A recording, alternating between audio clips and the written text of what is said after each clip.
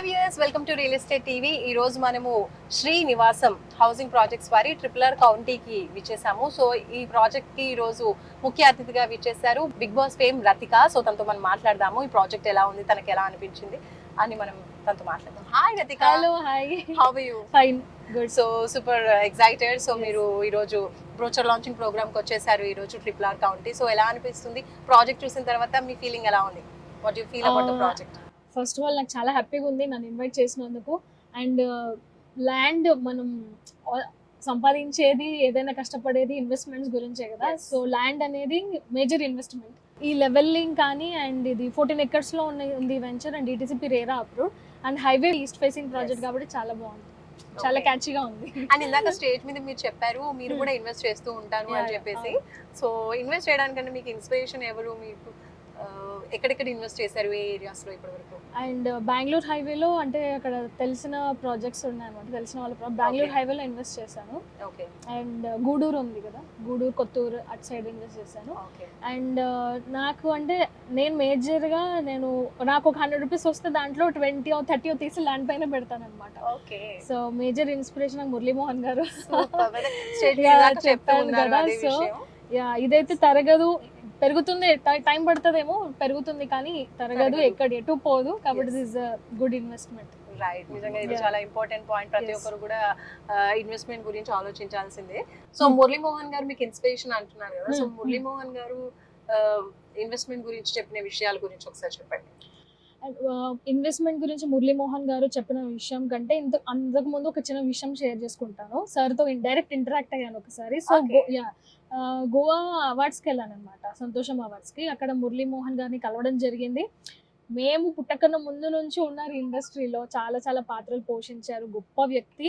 And మాటలు కూడా చూడగానే అమ్మ నువ్వు వచ్చినప్పుడు విజయశాంతి ఉండేది కదా, అలాగే ఉన్నావు అని అడక, రెబెలిజం అలాగే ఉందంటే సార్ నాకు ఇంకా హ్యాపీగా అనిపించింది, గూస్ బంప్స్ వచ్చేసాయి అనమాట. అయ్యో sir, thank you sir, thank you, రా ఒక ఫోటో తీసుకుందాం రా అని. ఫోటో తీసుకుంటే నేనే మీతో తీసుకోవాలి సార్ అని. ఇంకా అది ఇప్పటికీ నా ఫోన్లో నా మెమరీ. మురళీమోహన్ గారు ఇలా ఫోటో తీసుకుంటారు, మీతో షేర్ చేస్తాను, మీరు పక్కన క్లిప్పింగ్ వేయాలి కంపల్సరీ.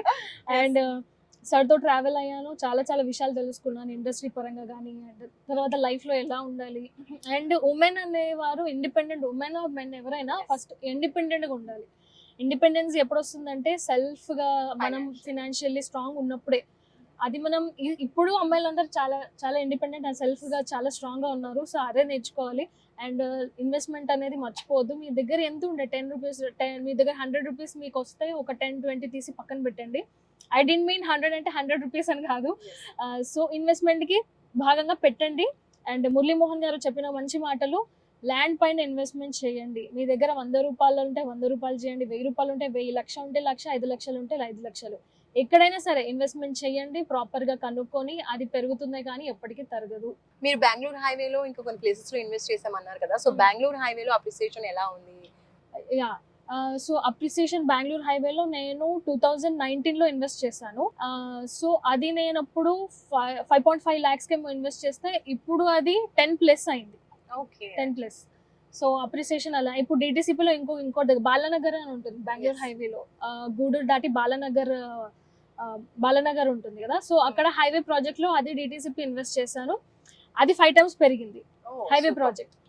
సో కీన్ గా ఉండాలి, ఏ హైవేలో ఎక్కడ మనం ఇన్వెస్ట్ చేస్తే మనకి మంచి అమౌంట్ వస్తుంది. సో ల్యాండ్ అనేది ఆఫ్ కోర్స్ అప్రిసియేషన్ కామన్, కాకపోతే ఏ సైడ్, ఏ హైవే ఫేసింగ్, ఎక్కడ ఇన్వెస్ట్మెంట్ చేయాలి, ఏ ప్లాట్ చూస్ చేసుకోవాలనే దాన్ని బట్టి కీన్ గా ఉంటే that is good. So actor గా అంటే ఇప్పుడున్న ప్రెసెంట్ జనరేషన్ లో ఎక్కువ మంది కూడా నాకు తెలిసి ఫోకస్ అంతా కూడా ప్యాషన్, అంటే ఇప్పుడు యాక్టింగ్ అనుకోండి, హీరోయిన్ కావాలనుకున్నప్పుడు దాని మీదే ఫోకస్ చేస్తూ ఉంటారు. కానీ మీరు మాత్రం చాలా సూపర్ గా అటు ఫోకస్ చేస్తూనే వచ్చిన అమౌంట్ ని కూడా కరెక్ట్ గా ప్లాన్ చేసుకుంటూ చేస్తున్నారు. So it's a very good thing. So దీనికి ఎవరు ఇన్స్పిరేషన్ మీకు ఫ్యామిలీలో?